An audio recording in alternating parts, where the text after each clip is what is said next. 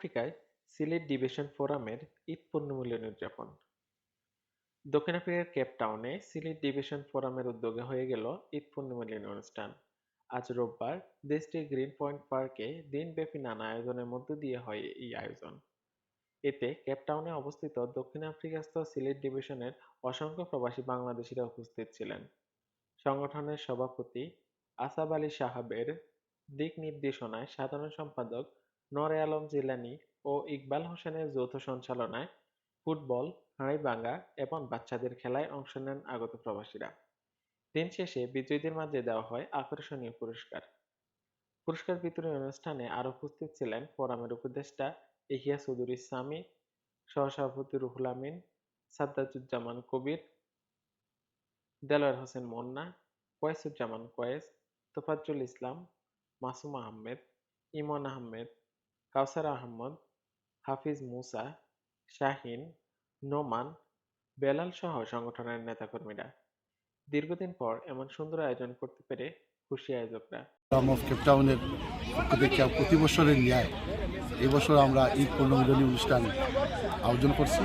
যারা আমাদের Cape town western প্রভিন্সে যারা বসবাস করে তাদের নিয়ে করছি এবং আমরা স্বতঃস্ফূর্তভাবে আজকে এই মাদার্স ডেতে আমরা এই আনন্দ উদযাপন করতেছি। আমাদের এখানে কর্মসূচিতে ছিল ফুটবল খেলা এবং বাচ্চাদের দৌড় এবং ছোটো বাচ্চা মেয়ে বাচ্চাদের দৌড়, ছেলে বাচ্চাদের দৌড় এবং মহিলাদেরকে আরেকটা এই হাড়িভাঙ্গার আমাদের অনুষ্ঠান হয়েছে। আমাদের খুব ভালো লাগছে, আমারও খুব ভালো লাগছে আয়োজনে থাকতে পারি এবং আমি মনে করি এই জিনিসটা আমাদের বছর এবং বছর থাকবে ইনশাল্লাহ।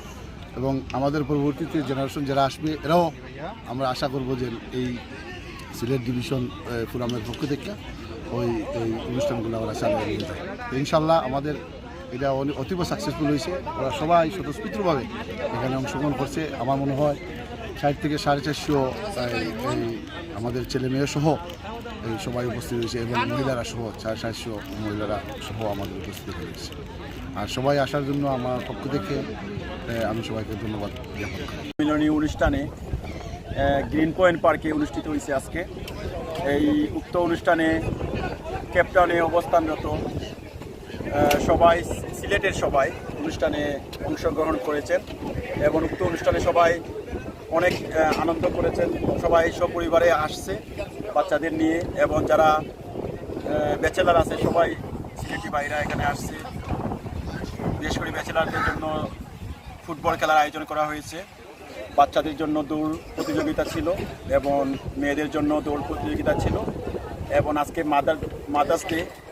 সো আমাদের এখানে বাবিরা আছে, ওনাদের জন্য হাড়িভাঙ্গা খেলার আয়োজন করা হয়েছে এবং উক্ত সবাই খেলায় সবাই অংশগ্রহণ করেছেন এবং সবাই এনজয় করেছেন। অনেকেই আমরাও এনজয় করেছি।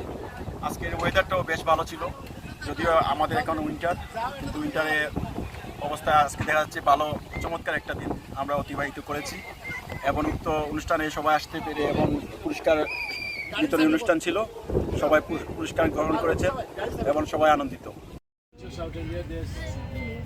সিলেট ভূমি দেখে অন্য পাশে আমরা আসলাম, ভবিষ্যতে থাকতাম আর আমরা একটা মহৎ লক্ষ্য। বিদেশের মাটিতে এমন আয়োজন ভবিষ্যতেও করার আশাবাদী তারা। আফ্রিকান টাইমস, দক্ষিণ আফ্রিকা। 100 টাকা পাইতাম, পুরস্কার নিবার আগে 100 টাকা দিয়া তো নিতে হইব তাই।